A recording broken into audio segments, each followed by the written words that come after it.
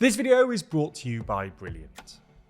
Today, Elon Musk interviews Donald Trump, Ukraine's incursion into Russia continues, and Japan prepares for an earthquake. From TLDR News, this is your daily briefing for Tuesday the 13th of August 2024. On Monday evening, two of the world's most recognisable characters, US Republican presidential candidate Donald Trump and billionaire Elon Musk, held a live interview broadcast on X, in which Trump lashed out against Kamala Harris, the Democrats, and the EU, while praising Russia, China, and North Korea. Trump took aim at the, quote, bad people in our government who are more dangerous than foreign adversaries, and said Russia, China, and North Korea are tough, they're smart, and they're vicious. Then, on the US's relationship with Europe, Trump said, "It sounds so nice, the European Union, but let me tell you, they're not as tough as China, but they're bad. And I let them know it. No, they don't treat our country well." The interview was also seen by many Trump critics as confirming that he'd failed to make coherent arguments against Democratic candidate Harris since she became the presidential nominee. Trump also accused the Democrats of staging a coup to replace Joe Biden with Harris, to which Musk responded they took him out back behind the shed and basically shot him.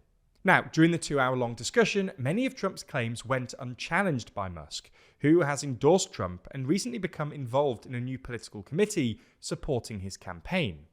At the same time, though, Musk's own seemingly radical politics have become the subject of intense scrutiny, and he's fallen into spats with the UK government and Brussels over his role in spreading conspiracy theories and content that promotes hatred or disorder on X in the wake of England's riots last week. But politics aside, the interview also had some technical issues. It started 40 minutes late, with many users struggling to gain access, prompting Musk to declare that the glitches were because of a cyber attack, which insiders at X said was false. This reminded many people of Florida Governor Ron DeSantis' campaign launch on X in May 2023, when the livestream was replete with glitches and feedback noise.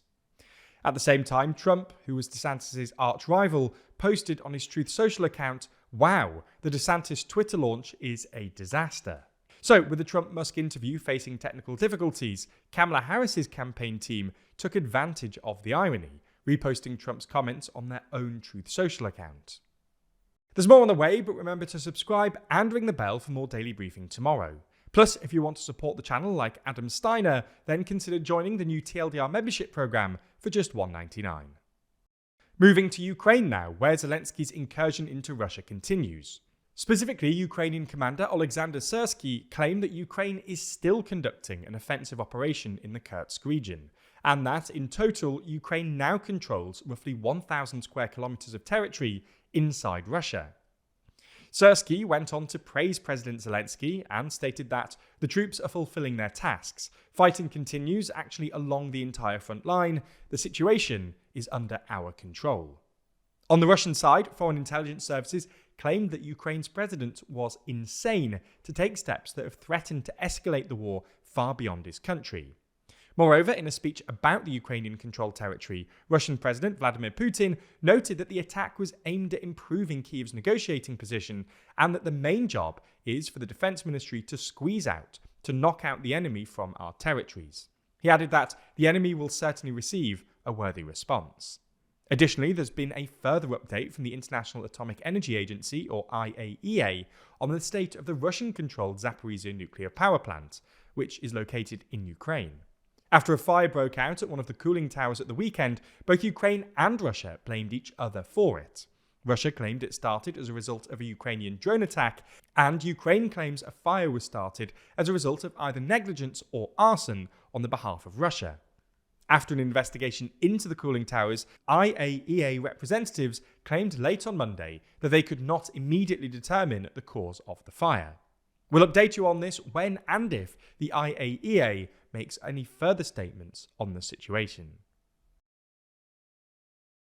The Japan Meteorological Agency has issued its first special advisory regarding a possible Nankai Trough earthquake, saying that the possibility of a massive earthquake occurring in the Nankai Trough area, previously thought to be a 70 to 80% chance within 30 years, is now higher than normal.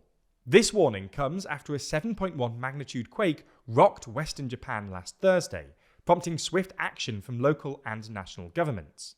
Meteorologists issued a temporary tsunami advisory, warning of another major earthquake in the coming week. High-speed trains slowed, causing travel delays, and the Prime Minister cancelled several overseas trips. Now, it's common knowledge that after one earthquake, a second, larger one can follow. A looming threat now for Japan is the Nankai Trough megathrust earthquake, potentially exceeding a magnitude of 9. The damage of such a quake is expected to be devastating, and in the worst-case scenario, 231,000 people could die, and the economic damage could reach 207.8 trillion yen, plunging the entire country into crisis. People nationwide are on high alert, and citizens have started preparing emergency supplies and evacuation plans. The 2011 disaster left major scars on the national psyche, which are compounded by new major quakes every few years. It's also why the Japanese government have emphasized preparation to avoid another major tragedy like the 2011 earthquake. Moving to Mars now, where scientists have claimed to have found water beneath the surface. This finding comes from new analysis of data from the Mars InSight lander, which touched down on the red planet back in 2018. Essentially, scientists used information collected by a seismometer to discover that there were seismic signals of liquid water beneath the surface of Mars. This is the same technique that we use on Earth to prospect for water, oil, and gas. Now, it's worth reflecting on just how significant this finding is. While scientists have found evidence of frozen water at the poles of Mars and evidence of water vapour in the atmosphere, this is the first time that they've found evidence of liquid water anywhere on the planet. Speaking about the discovery, Professor Michael Manger from the University of California, Berkeley, who himself was involved in the discovery, claimed that the finding answered a big question of where did all the Martian water go, with the answer being that it seems that it could be deep underground. Olympic gold medalist and boxing champion Imane Khelif returned home to a warm hero's welcome yesterday night as Algerians rallied around her in the face of online harassment and international scrutiny regarding misconceptions about her sex. Khelif exploded into the global spotlight when her Italian opponent Angela Carini withdrew just 46 seconds into their match. Carini promptly burst into tears, citing a punch to the nose harder than she'd ever experienced in her life. This led to widespread scrutiny, with world leaders and celebrities questioning Khelif's eligibility and falsely claiming that she was a man. Algerians vigorously defended Khelif amid uninformed speculation about her sex, which they interpreted as a byproduct of racism. Khelif's case highlights the broader issue of discrimination against women of colour in sports, such as tennis player Serena Williams and others who faced intense gender-based scrutiny over their physique. Khelif has also filed a legal complaint against X, which Khelif's lawyer described as the beginning of Khelif's new fight, a fight for justice, dignity, and honour. There's a lot of difficult decisions to make here, and making huge decisions is difficult, even for world leaders. The good thing is that Brilliant is where you learn by doing, with thousands of interactive lessons in maths, data, programming, and AI. Their interactive classes help build your critical thinking skills through problem solving, not memorizing. So, while you're building real knowledge on specific topics, you'll also be becoming a better thinker. For instance, their Predicting with Probability course can help you better understand and assess the world around you.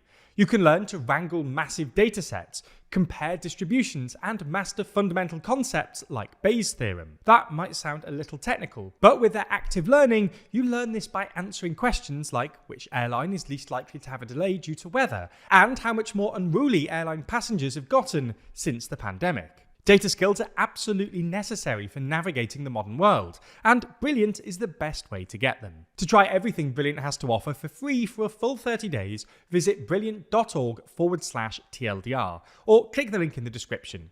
You'll also get 20% off an annual premium subscription.